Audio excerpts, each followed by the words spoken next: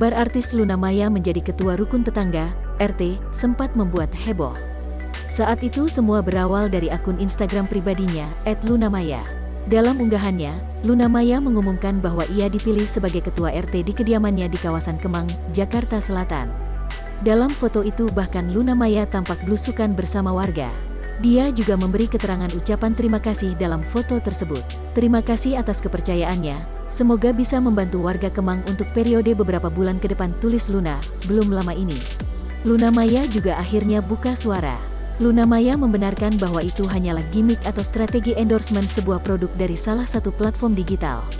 Dalam produk tersebut, Luna Maya me-repost Instagram story dari salah satu platform digital.